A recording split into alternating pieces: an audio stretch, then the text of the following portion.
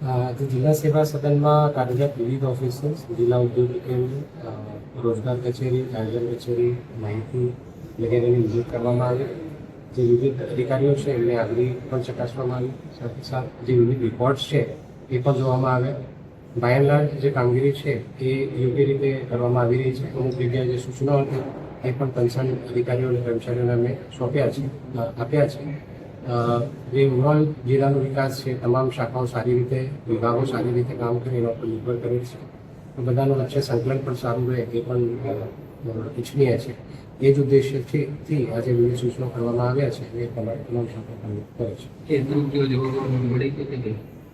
હાલ કોઈ મેજર ત્રુટિ ધ્યાને આવી નથી. અમુક રિપોર્ટકીય બાબતો અને અમુક જે